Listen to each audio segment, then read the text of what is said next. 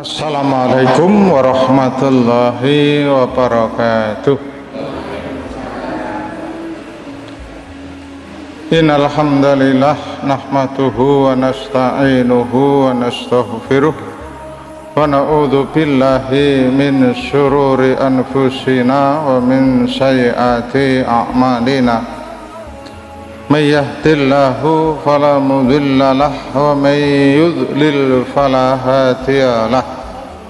Asyhadu an la ilaha illallah wahdahu la syarika lah wa asyhadu anna Muhammadan abduhu wa rasuluh. Allahumma shalli wa sallim wa barik ala Muhammad wa ala alihi wa ashabihi wa man tabi'ahu bi ihsanin ila yaumil qiyamah. Wa ba'd. Jamaah rahimakumullah, kita lanjutkan kajian kita mengenai amal yang bisa mendatangkan syafaat. Kemarin sudah sampai nomor 6, yaitu menjaga salat sunnah. Kita ulang tentang menjaga salat sunnah. Diriwayatkan oleh Imam Muslim bersumber dari sahabat Rabi'ah bin Ka'ab al-Aslami. Beliau bercerita, aku bermalam bersama Rasulullah sallallahu alaihi wasallam, lalu aku mendatangi beliau sambil membawa air wudhu beliau dan keperluan yang lainnya. Kemudian setelah selesai beliau bersabda kepadaku, mintalah, mau minta apa? Maka aku pun meminta agar aku bisa menemanimu di surga. Kemudian beliau berkata, atau yang lain selain itu? Aku menjawab, itu saja, aku tidak meminta yang lain. Maka Rasulullah pun akhirnya bersabda, kalau begitu tolonglah aku untuk atas keperluanmu tadi, agar engkau bisa menemaniku di surga, yaitu dengan memperbanyak sujud. Yang dimaksud adalah salat sunnah. Dengan memperbanyak salat sunnah maka otomatis di sana kita memperbanyak sujud. Tidak hanya memperoleh syafaat dari Rasulullah sallallahu alaihi wasallam, orang yang memperbanyak salat sunnah selama hidupnya juga akan mendapatkan syafaat dari para malaikat. Bukan hanya Rasulullah yang memberikan syafaat, tetapi juga malaikat. Dalam hadis sahihain Bukhari Muslim, hadisnya aslinya agak panjang, tetapi saya ambil yang bagian belakang saja yang kaitannya tentang syafaat.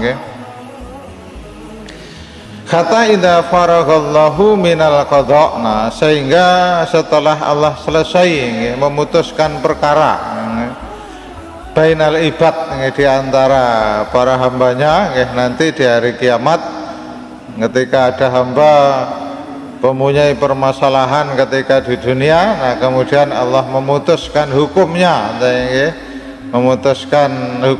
antara dua hamba yang berselisih. Nah, wa arada ayyuhrija bi rahmatihi, kemudian Allah ingin mengeluarkan hamba-hambanya, man arada, yang beliau yang Allah kehendaki, min ahlin nar, dari hamba-hambanya yang terjatuh atau masuk ke dalam neraka. Jadi Allah menghendaki sebagian hambanya yang masuk neraka untuk dikeluarkan. Amaral malaikah, Allah mengutus para malaikatnya, ayyuhriju minan nar, agar mengeluarkan hambanya dari neraka. Nah, siapa itu? Nah, siapa yang diperintah Allah, siapa yang Allah kehendaki agar dikeluarkan dari neraka oleh malaikat, yaitu man kana la yusriku billahi syai'an, yaitu seseorang yang tidak pernah menyekutukan Allah. Jadi ada di antara manusia tidak pernah menyekutukan Allah, tetapi mungkin banyak berdosa yang lain. Nah, ini juga akan dikeluarkan. Tidak pernah menyekutukan Allah, tapi juga tidak pernah beribadah yang lain nggih, ada nggih di antara manusia yang begitu nggih. Dia sama sekali tidak pernah berbuat syirik, tetapi dia banyak berbuat maksiat yang lain, atau dia bahkan tidak pernah beribadah nggih. Miman aradallahu ayyarhamahu, dari hamba-hamba Allah yang Allah menghendaki untuk memberikan rahmat kepadanya nggih. Di antaranya juga adalah mimman yashhadu, orang yang telah bersyahadat nggih, alla ilaha illallah, bahwasanya tiada sesembahan yang disembah, yang berhak disembah kecuali Allah. Faya'rifunahum finnar, mereka para malaikat mengenali mereka finnar di neraka bi asari sujud. Nah di sini nggih, dari mana malaikat tahu bahwasanya itu adalah juga hamba Allah? Maka malaikat mengenalinya dari bekas sujud nggih. Di bekas sujudnya ketika di dunia nggih, dikenali oleh malaikat. Oh, keningnya wallahu alam seperti apa kita tidak tahu nggih, tapi yang jelas malaikat mengenalinya karena bekas-bekas sujud. Nah di sini nggih, terjemahnya di sini. Malaikat mengenalinya dari bekas-bekas sujud, dari anggota badannya. Takulun naru bena adam illa atharis sujud, illa asara sujud. Api neraka memakan okay, anggota tubuh manusia illa athara sujud, kecuali bekas-bekas sujud okay.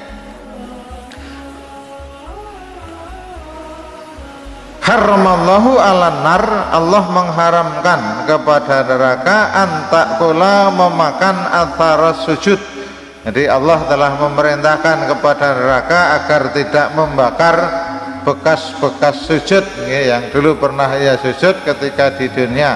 Fayahrujuna minan nar. Nah maka mereka pun akhirnya keluar dari neraka ya, karena mereka bagaimanapun sudah beriman kepada Allah, dan sebagian juga masih melaksanakan salat yang jelas karena ada tanda sujud. Nah berarti salat. Nah ini sesuai dengan hadis Rasulullah yang lain, man kana fi qalbihi misqala dzarratin minal iman dakhalal jannah. Di hadis yang lain, barang siapa di antara manusia yang di dalam hatinya ada iman meskipun hanya seberat biji sawi, maka dia akan masuk surga. Nah ini kemudian ditegaskan di dalam hadis yang lain. Nah mereka nanti juga akan mendapat syafaat nih, karena bagaimanapun beriman kepada Allah apalagi tidak menyekutukan, nah mereka akan keluar dari neraka dan dimasukkan ke surga nggih. Man kana fi qalbihi misqala dzarratin minal iman dakhalal jannah. Nah itu hadis yang sangat populer. Barang siapa yang di dalam hatinya ada iman meskipun hanya seberat biji sawi, dia akan masuk surga.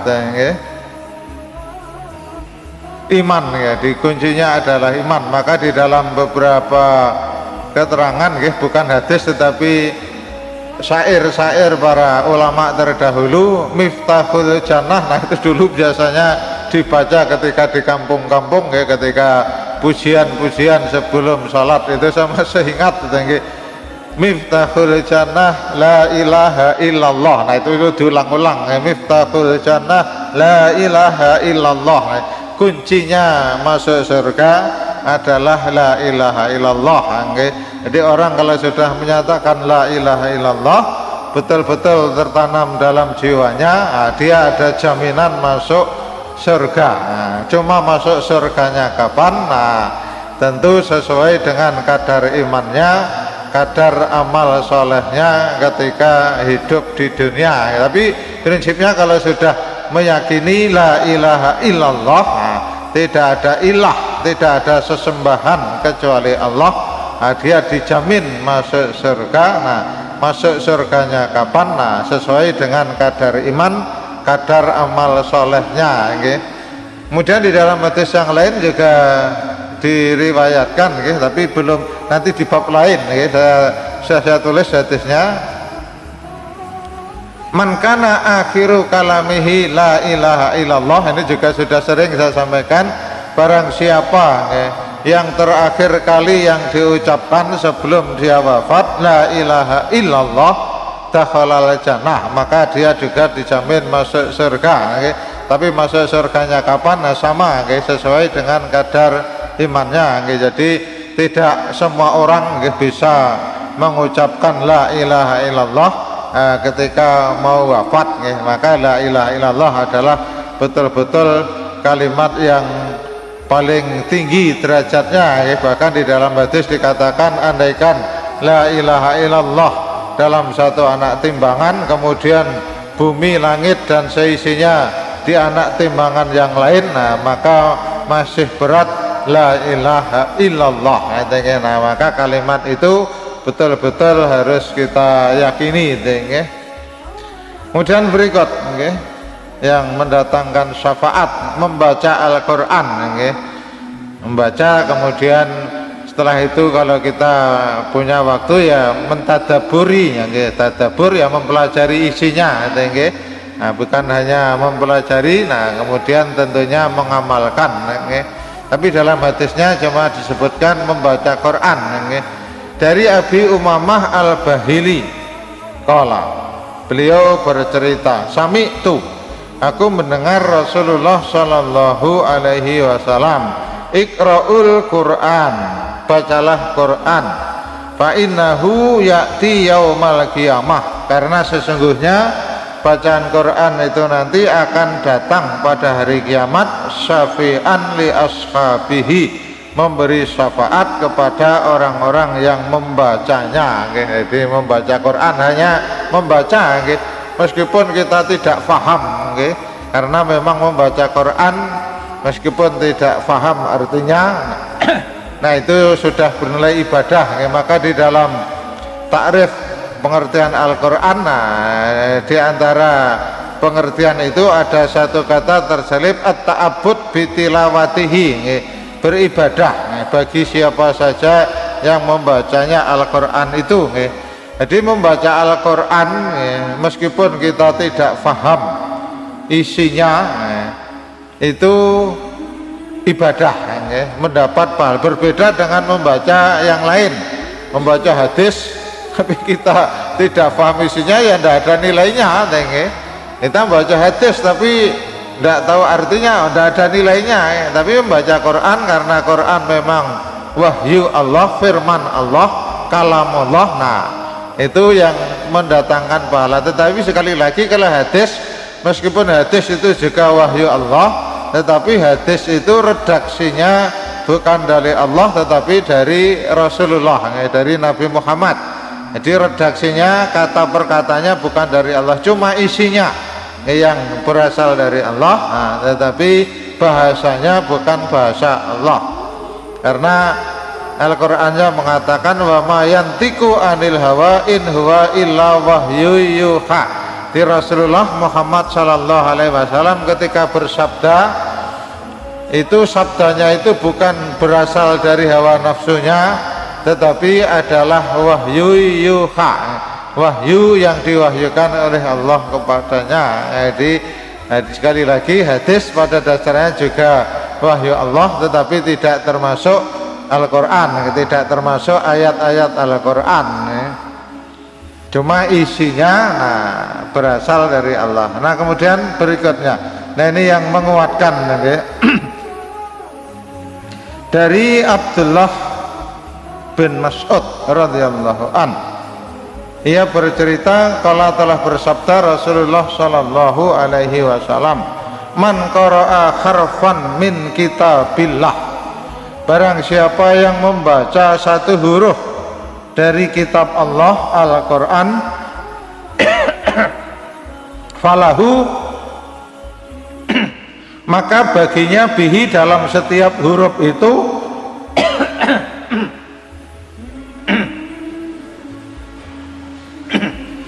hasanatun, satu kebaikan. Jadi satu huruf itu satu kebaikan. Wal hasanah, dan setiap satu kebaikan itu bi asri amsalihah, pahalanya dilipat gandakan 10 nggih. Di setiap kita berbuat baik apapun, maka oleh Allah nilainya pahalanya digandakan menjadi 10. Demikian juga membaca Al-Quran, setiap huruf itu satu kebaikan, dan satu kebaikan itu digandakan menjadi 10 minimal.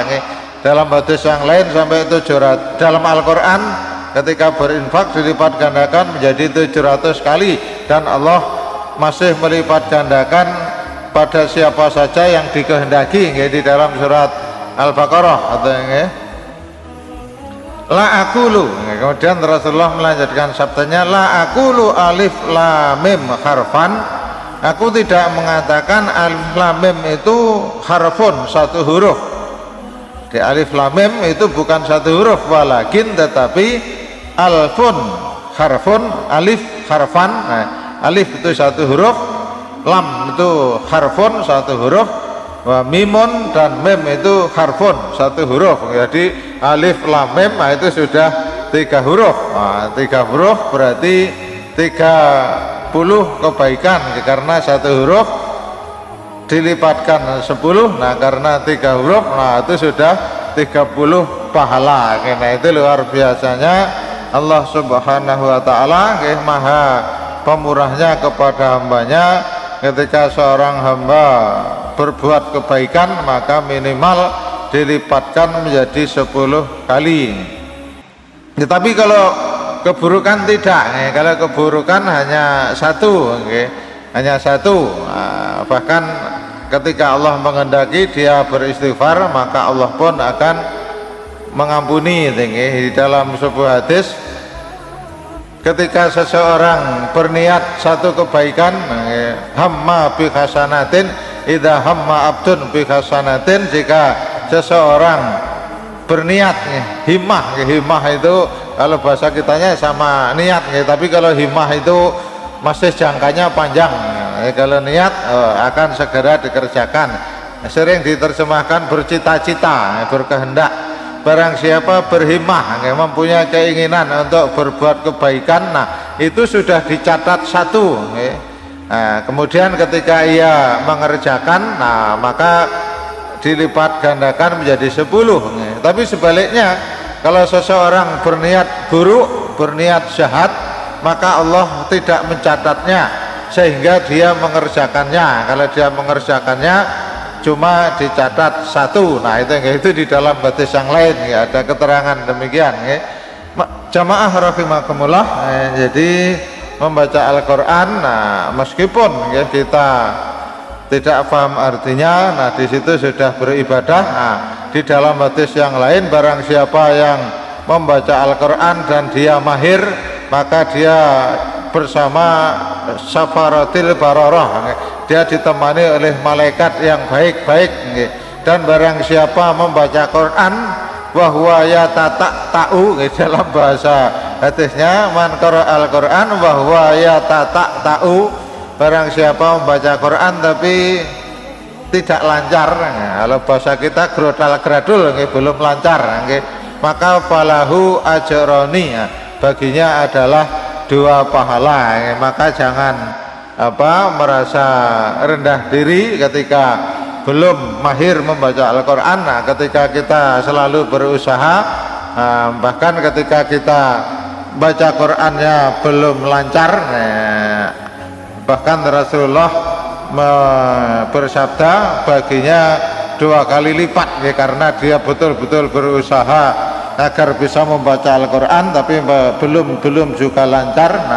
Maka yang demikian itu baginya adalah 2 pahala. Aja Pak, saya carikan hadisnya. Saya cuma ingatnya ya ta'u.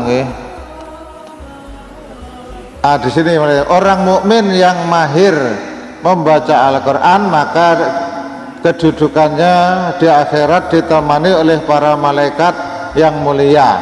Dan barang siapa orang yang membaca Al-Quran dengan, kalau sini terjemahnya dengan gugup, belum lancar, gradul lah, dengan gugup, maka dan sulit dalam membacanya, maka ia mendapat 2 pahala. Itu monggo, jadi jangan minder kalau memang belum lancar membaca Quran. Nah, usaha kita agar bisa membaca Al-Quran dengan lancar, nah bahkan itu pahalanya 2 kali lipat, nggih.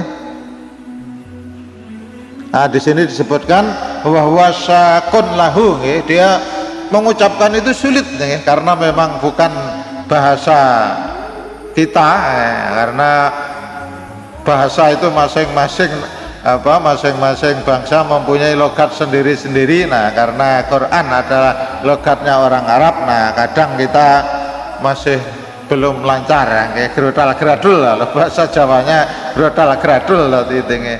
Nah, maka sekali lagi jangan minder, ya, bagi yang belum lancar dalam membaca Al-Quran. Nah, karena usaha kita membaca Al-Quran, nah itu juga ada nilai pahala tersendiri. Nah, begitu.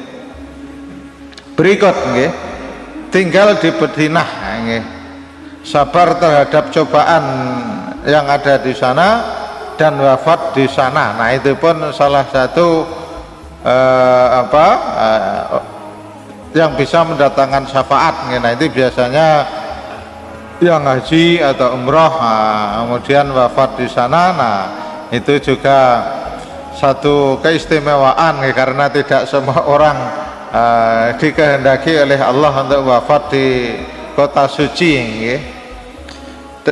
Dari Ibnu Umar, nggih, yang diriwayatkan oleh Imam Ahmad, oleh Imam Tirmidzi, yang disahihkan oleh Syekh Arnaud, man istata'a ayyamuta bil Madinah falyaf'al, barang siapa yang pilih mati di Madinah maka lakukanlah. Fa ini asfa'u liman mata biha, karena aku akan memberi syafaat pada orang yang mati di Madinah, nggih, di kota suci, nggih, karena kota suci yang dijaga oleh Allah, nggih, melalui para malaikatnya.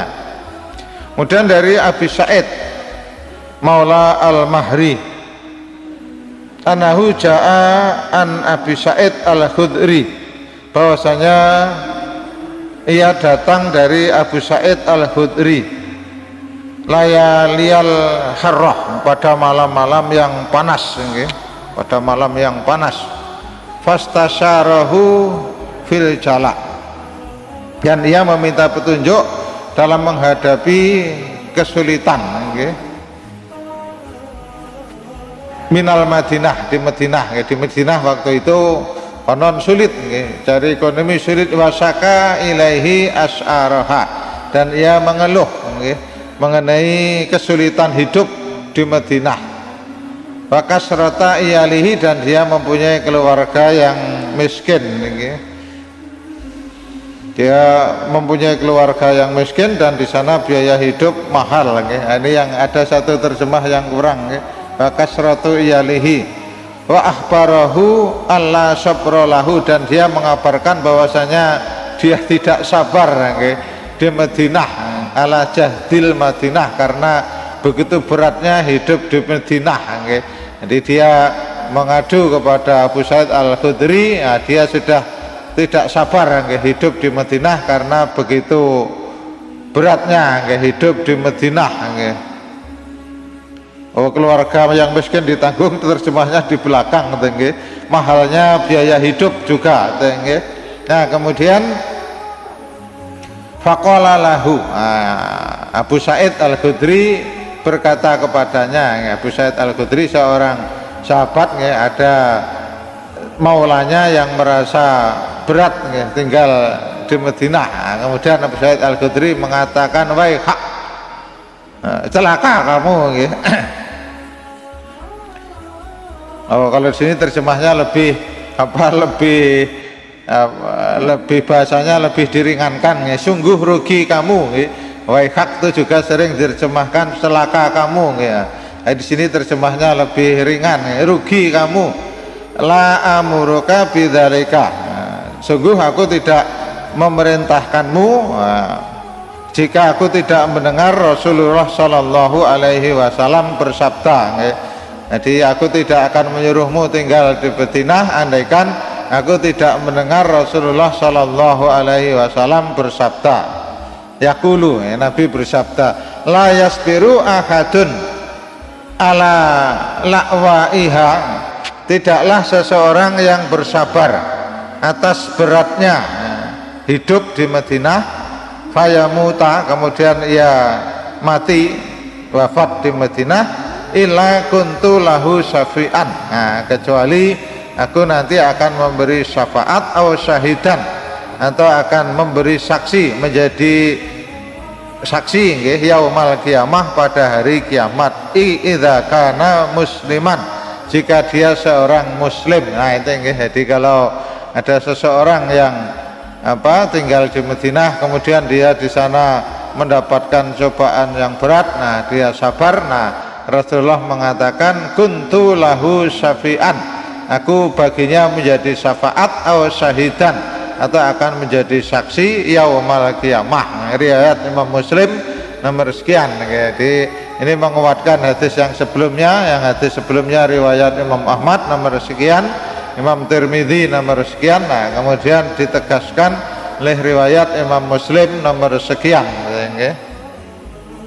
Masih ada lagi, ternyata ada beberapa hadis tentang keutamaan meninggal di Madinah. Dari Abu Hurairah bahwasanya Rasulullah Shallallahu Alaihi Wasallam kala bersabda, la yasbiru ahadun ala la'wail Madinah wa jahdiha ila kuntu lahu syafi'an au syahidan yaumal qiyamah. Oh sama nggih redaksinya dengan di atas, cuma ini riwayat Imam Ahmad nomor sekian. Tidaklah seorang dari umatku yang sabar terhadap cobaan di Madinah dan kesusahannya, kecuali aku akan memberikan syafaat padanya atau menjadi saksi baginya pada hari kiamat. Okay? Jadi hampir sama redaksinya dengan hadis yang sebelumnya. Ini riwayat Imam Muslim, redaksinya beda, hampir sama. Okay? Nomor hadisnya selisih 2 dari hadis yang di atas, ini 2441. Nah ini 2445, selisih 4 hadis. Sumbernya yang berbeda. Kalau sumbernya yang berbeda, nah itu lebih menguatkan. Dari Ibnu Umar, berarti ada 3 sahabat yang meriwayatkan. Yang pertama dari Abu Sa'id Al-Khudri, kemudian dari Abu Hurairah, kemudian dari Ibnu Umar, yang prinsipnya isinya sama. Barang siapa bersabar atas beratnya hidup di Madinah, kemudian dia mati di Madinah, maka nanti aku akan memberi syafaat atau akan menjadi saksi pada hari kiamat. Nah ini hadisnya sangat kuat. Berikut yang terakhir ini, syafaat dari teman yang soleh. Jadi mencari teman yang baik ketika di dunia, nah itu ternyata juga ada keistimewaan tersendiri. Di berteman dengan orang yang tidak baik, dengan berteman yang soleh, orang yang alim, nah ternyata itu juga ada keistimewaan tersendiri.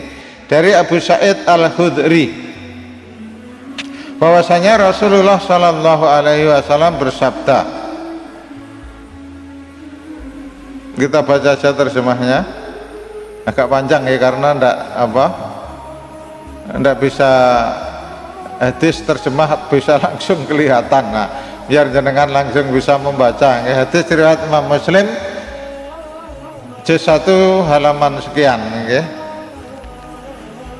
Dari Abu Sa'id Al-Khudri bahwa Rasulullah Shallallahu Alaihi Wasallam bersabda, setelah orang-orang mukmin itu dibebaskan dari neraka, demi Allah, zat yang jiwaku berada di tangannya, karena ada orang muslim yang masuk neraka baru masuk surga, tapi ada juga orang muslim yang langsung masuk surga, tapi mayoritas masuk neraka dulu, karena tidak banyak orang muslim yang langsung surga, itu tidak banyak.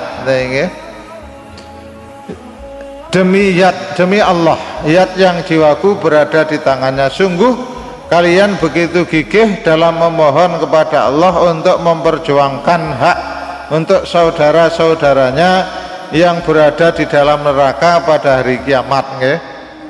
Jadi orang-orang muslim yang sudah keluar dari neraka. Nah, ini juga memohon kepada Allah agar teman-temannya yang di neraka segera diselamatkan juga. Maka bahasa Rasulullah, kalian begitu gigih dalam memohon kepada Allah untuk memperjuangkan hak saudara-saudaranya yang masih berada di neraka pada hari kiamat. Maka pada akhir mereka memohon, wahai Tuhan kami, ya Allah, mereka itu orang-orang yang masih tinggal di neraka dulu pernah berpuasa bersama kami, salat dan juga haji. Ya, mungkin kalau haji sebagian sudah, sebagian belum. Di sebagian yang di neraka masih ada orang-orang yang dulu ketika di dunia mereka biasa berpuasa dengan kami, salat bersama kami, bahkan juga haji bersama kami, dan juga mungkin amal ibadah yang lain, mungkin umroh atau mungkin membaca Al-Quran, mungkin mencari ilmu seperti sekarang. Maka oleh Allah akhirnya dijawab, keluarkan. Nah, oleh karena itu keluarkan dari neraka orang-orang yang kalian kenal. Nah, akhirnya orang-orang mukmin yang sudah keluar dari neraka lebih dulu, nah oleh Allah pun akhirnya diberi hak untuk memberi syafaat untuk menolong saudara-saudaranya yang masih ada dalam neraka, hingga wajah mereka diharamkan untuk dibakar api neraka. Para mukminin ini pun mengeluarkan banyak saudaranya yang telah dibakar di neraka. Ada orang yang dibakar sampai betisnya, ada yang sampai lututnya. Kemudian orang mukmin itu melapor kepada Allah, ya Tuhan kami, orang-orang yang kau perintahkan untuk dientaskan dari neraka sudah tidak tersisa. Allah berfirman, kembali lagi, keluarkanlah yang masih memiliki iman seberat dinar. Nah, kalau yang di atas tadi yang seberat biji sawi, ya ini sebesar dinar. Maka dikeluarkanlah orang mukmin banyak sekali yang disiksa di neraka. Kemudian mereka melapor, wahai Tuhan kami, wahai Tuhan kami tidak meninggalkan seorang pun orang yang kau perintahkan untuk dientas. Akhirnya yang masih punya iman seberat dinar, nah dikeluarkan juga oleh saudaranya mukmin. Nah, yang imannya hanya seberat biji sawi, nah itu yang mengeluarkan nanti Allah, karena orang mukmin tidak bisa memberi syafaat. Nah, kalau orang yang demikian, nah yang bisa mengeluarkan hanya Allah. Yang hadisnya di atas tadi sudah kita baca, dan juga malaikat, yang Allah mengutus malaikat untuk mengeluarkan seseorang yang di dalam hatinya ada iman meskipun hanya seberat biji dzarrah.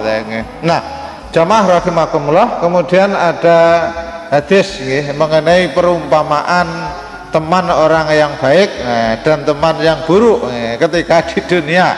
Maka memilih teman, nah teman yang akrab, nah itu tentunya juga menjadi pilihan kita.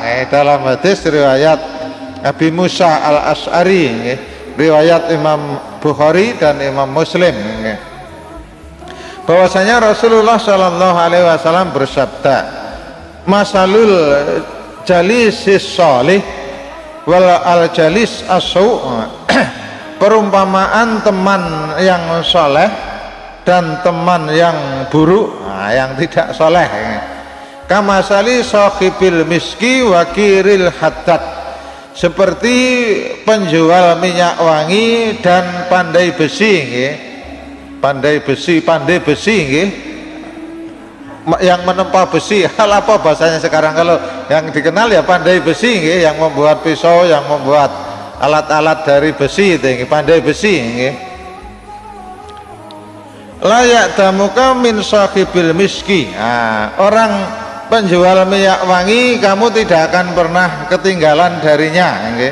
Imma tastarihi au tajidu rihahu, meskipun kalian tidak membelinya, kalian bisa mendapatkan baunya. Jadi meskipun kita mungkin kadang beli kadang tidak, kalaupun toh tidak beli, kadang penjual itu mengoleskan kepada kita. Itu meskipun tidak beli, oh kita mendapatkan bau wanginya nggih. Kalau penjual minyak wangi, tetapi wakirul haddad, tapi kalau pandai besi, yuhriku badanaka thawbaka, bisa jadi dia akan membakar badanmu atau pakaianmu, tajidu minhu rihan khabithah.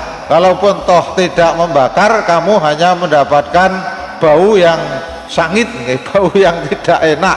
Kalau kita dekat-dekat pandai besi, meskipun kita ketika tidak kena apinya, kita terkena asapnya yang baunya sangit. Nah itu kita berteman dengan penjual narkoba, kalau penjualnya ketangkap, kita biasanya juga akan diperiksa, kita termasuk ikut-ikutan tidak. Begitu. Jadi mencari teman yang baik, itu ternyata juga minimal kita ikut-ikutan, meskipun kita belum bisa mengamalkan persis dengan orang yang salih, minimal kita tidak melakukan yang buruk, karena kalau sudah berteman dengan orang yang salih, karena teman kita yang salih tidak pernah berbuat buruk, maka kita minimal terhindar dari berbuat buruk. Yang ini tadi yang riwayat Imam Bukhari, yang redaksi Imam Bukhari. Yang redaksi Imam Muslim ada sedikit perubahan sedikit, redaksinya berbeda tetapi maknanya sama persis. Inama mathalul jalisis sholih wal jalisis sesungguhnya perumpamaan teman yang soleh dan teman yang buruk kahamilil miski. Kalau yang di atas penjual, kalau di sini hanya pembawa, terjemahnya tapi sama, terjemahnya penjual. Tapi kalau arti asalnya hamil itu hanya membawa. Wa nafihil kira, di sini nafih. Kalau yang di atas menggunakan kata nafih kiril haddad, beda redaksi itu. Wa hamilul miski, penjual minyak wangi itu imma ayyahdiyaka, bisa jadi dia ngoleskan. Kadang penjual minyak wangi biasa untuk biar baunya dirasa, untuk iklan kan ngoleskan sedikit minyak wanginya kepadamu. Wa imma antut ba'a minhu, bisa jadi juga kamu akan membeli minyak wanginya itu. Wa imma antajida minhu rihan thayyibah, maka engkau akan mendapatkan bau yang enak dari penjual minyak wangi. Wa nafihul kir, dan peniup api pandai besi, kalau di sini hanya menggunakan kata kir, besinya tidak dimaksudkan. Terjemahnya sama, tapi kalau di sini beda. Bahasa Arabnya kirul haddad, kalau di sini nafih itu yang meniup. Kalau kita kan tidak ditiup, yang mumpah itu. Kalau arti asalnya di sini nafih itu yang meniup. Imma ayyuhrika thiyabaka, bisa jadi pandai besi tadi dampak dari apinya bisa membakar bajumu, atau bisa jadi antajida rihan khabithah, engkau akan kalaupun toh tidak sampai membakar, kamu hanya mendapatkan baunya yang tidak sedap, baunya yang sangit. Kalau bahasa kita baunya yang sangit. Jamaah rahimakumullah, demikian amalan-amalan yang bisa mendatangkan syafaat kepada kita nanti pada hari kiamat. Monggo sebisa mungkin kita mengamalkan sesuatu yang memang kita bisa mengamalkan, karena mungkin kita mengamalkan semuanya kadang juga tidak bisa, kadang kita bisa ini yang lain belum bisa, yang itu bisa yang ini tidak bisa, saling melengkapi. Maka minimal apapun yang kita sanggup mengerjakannya, maka sebisa mungkin ketika kita tidak ada uzur, kita selalu berusaha untuk mengerjakannya. Demikian yang bisa saya sampaikan. Tinggal 1 menit kurang, sudah masuk waktu isya. Mungkin yang sudah batal bisa berwudu untuk menunggu waktu isya. Demikian, semoga bermanfaat, mendapat ridha dari Allah Subhanahu wa ta'ala. Amin ya rabbal alamin. Assalamualaikum warahmatullahi wabarakatuh.